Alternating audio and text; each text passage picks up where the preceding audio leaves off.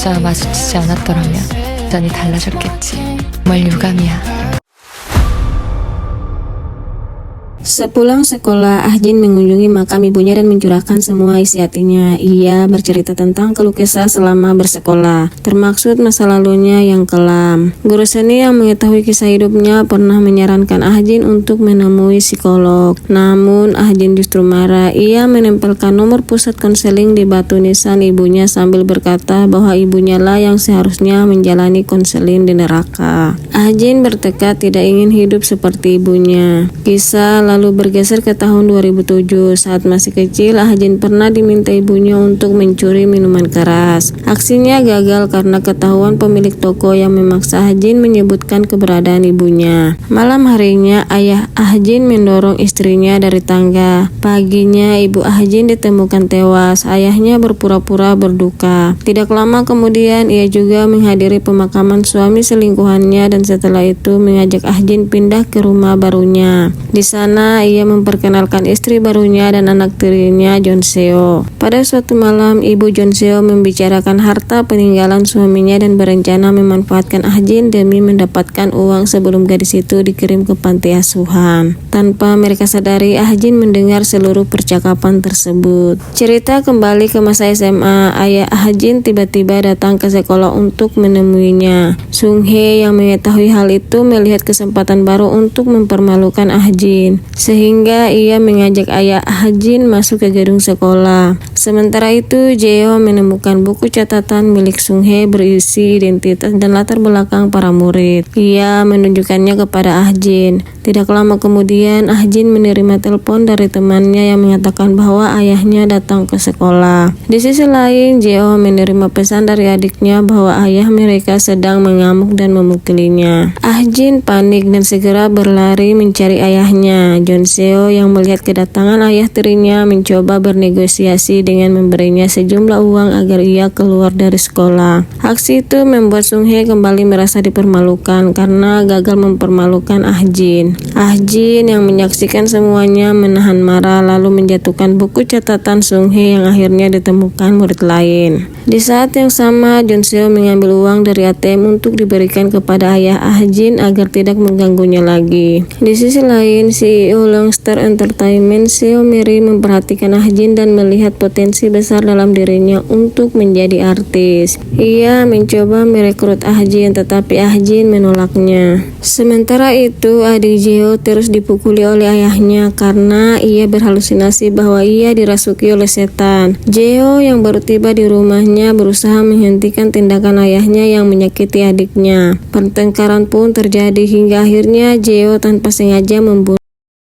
adiknya. Terlihat ketakutan, sementara Jeo merasa bersalah karena telah ayahnya di depan adiknya sendiri. Malam itu, Jonseo diam-diam mengikuti Ahjin untuk memastikan keadaannya. Ia berjanji akan melindungi Ahjin dari ayahnya serta membantu menyelesaikan masalahnya dengan Sung Hye. Namun Ahjin berkata bahwa semuanya sudah ia selesaikan. Ternyata Sung Hye diserang oleh sekelompok siswi yang namanya tercantum di buku catatan miliknya karena merasa marah setelah membaca isi catatan tersebut. Jeo kemudian mengantar adiknya ke rumah bibi mereka. Setelah itu, ia menelpon Ahjin dan mengaku telah ayahnya serta berniat menyerahkan diri ke kantor polisi. Ahjin menyarankan agar ia berpura-pura menyesal demi keringanan hukuman dan mengatakan bahwa Jeo kini sudah bebas dari kekerasan ayahnya. Jeo heran dengan dinginnya sikap Ahjin, tetapi ia tetap berterima kasih karena Ahjin tidak meninggalkannya. Keesokan paginya, Sung Hye pindah sekolah setelah dikucilkan. Dalam hati, Jonseo merasa hidupnya bersama Ahjin kembali normal karena sumber masalah sudah pergi. Waktu berlalu dan mereka diterima di universitas ternama. Sementara itu, Jeo menjalani persidangan yang dulu ramai diberitakan, namun kini mulai dilupakan. Di ruang sidang, ia mengingat pesan Ahjin untuk memperbaiki diri agar bisa bertemu lagi setelah lulus. Jeo menangis saat vonis 5 tahun penjara dijatuhkan. Di tempat lain, ayah Ahjin yang sedang berjudi dan kalah melihat berita kelulusan SMA yang menampilkan nama Ahjin dan Jonseo. Ia mendatangi rumah mereka dan mengetahui mengetahui bahwa keduanya diterima di universitas ternama. Jonseo pun meminta bantuan kakeknya untuk meminjamkan uang kepada Ah Jin. Kakeknya setuju dengan syarat Jonseo harus menemaninya berobat ke Jepang agar bunga pinjamannya dihapus.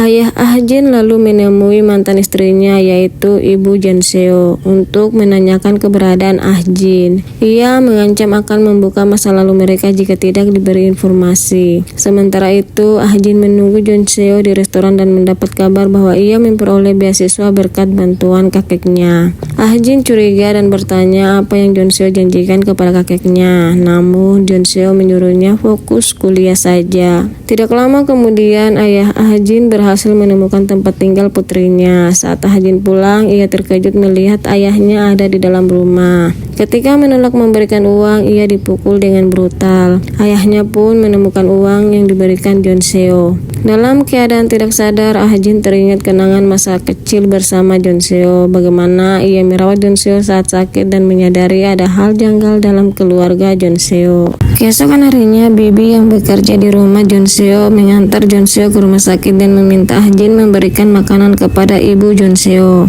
Di kamar itu, Ah Jin memancing pembicaraan hingga ibu Jonseo mengaku bahwa ayah kandung Jonseo sebenarnya adalah sopir Kang. Mendengar pengakuan itu, Ah Jin mengancam agar dirinya tidak dikirim ke panti asuhan dan meminta pakaian baru. Malamnya, Ah Jin mendapat apa yang ia inginkan, namun Jonseo sedih karena ia dilarang ibunya keluar rumah. Ah Jin menenangkannya dan berkata bahwa ibunya tidak pernah benar-benar menyayanginya. Hanya Ah Jin yang peduli padanya. Tanpa mereka ketahui, ibu Jonseo mendengar percakapan itu dan marah besar. Ibu Jonseo kemudian menelpon ayah Ah Jin agar mengeluarkan Ah Jin dari rumah. Dalam amarah, ia menyeret Ah Jin hingga barang-barang berjatuhan. Suara keributan membuat Jonseo berlari dan melihat ibunya berusaha menenggelamkan Ah Jin di bak mandi. Saat sadar dilihat anaknya, ibu Jonseo ketakutan dan berhenti. Ah Jin melarikan diri ke lantai 2 dan meminta Jonseo menelpon nomor darurat. Ia mengancam akan melompat. Tepat sebelum melompat, ia melihat ayahnya dan ibu Jonseo tiba di hadapannya. Ah Jin berkata bahwa ia tidak akan mati hanya karena jatuh dari lantai 2. Ia mewarisi nasib ibunya, lalu ia pun keesokan paginya, Ah Jin sudah terbaring lemah di rumah sakit. Sementara itu, Jonseo mendengar percakapan antara ayah Ah Jin dan ibunya memperdebatkan kondisi Ah Jin.